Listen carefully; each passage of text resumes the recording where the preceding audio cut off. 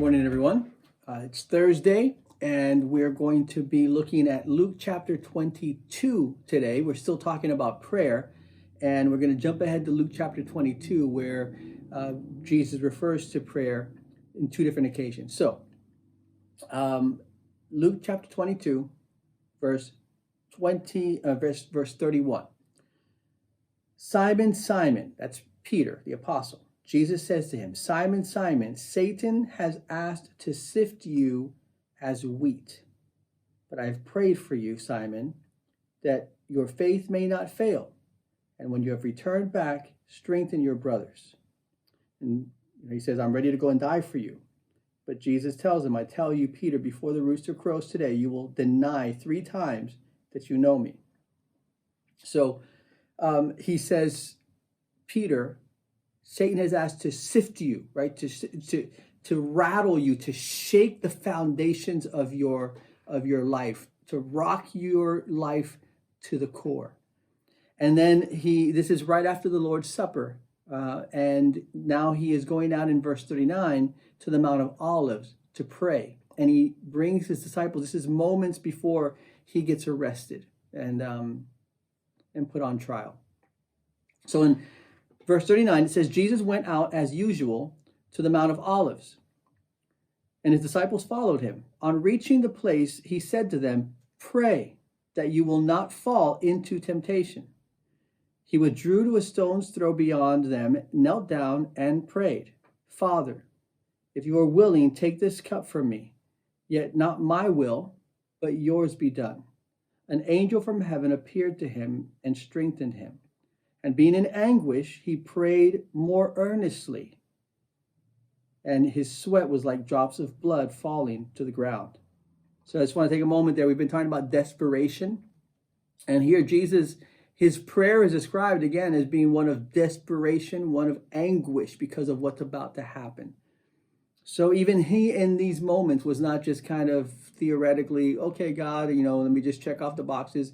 He's praying from, like we said, gut-wrenching prayer. So when he rose from prayer and went back to his disciples, he found them asleep, exhausted from sorrow. Why are you sleeping? He asked them. Get up and pray so that you will not fall into temptation. So he echoes that again. He tells them, what are you doing sleeping? This is a time to be praying, be vigilant. So just a few things that we see here about prayer and power over temptation. First, it's sobering that Satan is asking permission. It's good that he has to ask permission, but it's still sobering to know that he does ask for permission. He seeks to be able to attack us, our adversary. And here he's going after Peter, not just Peter, but here specifically he has asked to be able to test, to afflict, to bring tribulation to Peter's life. So he wants to take Peter out. So that's something to be thinking about. And the other is Jesus responds to that with prayer, right? So he says, Satan has asked to sift you like wheat, but I have prayed for you. So Jesus' response to Satan wanting to attack Peter is not to remove Peter from the attack, but to pray for Peter so that his faith will remain strong and he'll turn back. So Jesus is not praying, Lord, protect him, or he doesn't tell Satan no. Satan is going to come at Peter.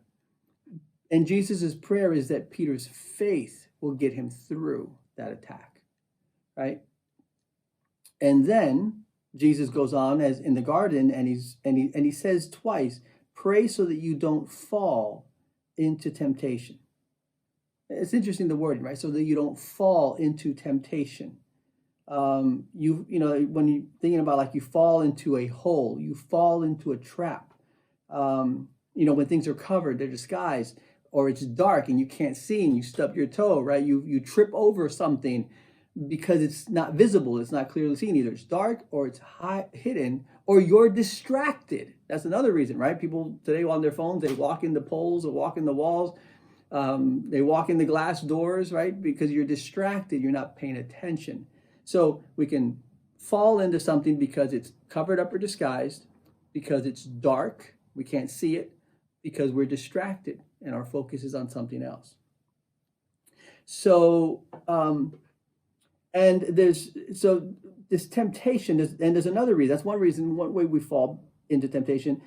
But there's another. The other is when it's disguised to look appealing or attractive, like bait on a fish hook, right? So one way we fall into a hole or a trap because it's covered up. We didn't see it. We didn't realize what it was. The other is because it's disguised to be appealing or attractive, like bait on a hook. You don't see it. You don't realize what's behind the curtain, right? You don't realize it looks so good. It looks so desirable. But what it's going to cause, right? All the consequences, that's what Satan keeps from you. So in the moment, I mean, most people, we give into sin when if we give into the temptation, the desire for it, all we're focusing on is the pleasure, the desire. And we don't fully consider the consequences that moment of sin is going to bring or could bring.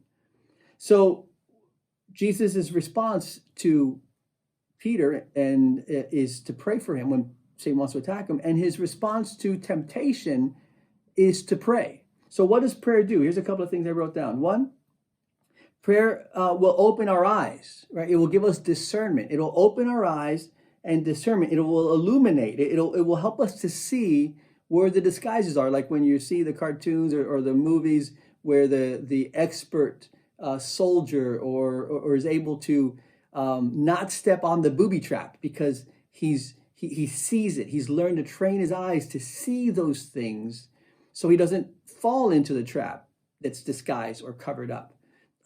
It gives us that type of discernment. Praying gives us discernment. It opens our eyes to see the disguises, and also to see the lies. It opens our eyes so that we can know, wait a minute, that's deceptive. That's a lie.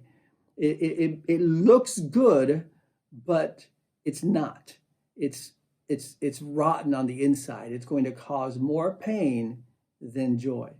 So prayer does that. Prayer opens our eyes so we're not deceived by the temptation. Second, prayer will send reinforcements.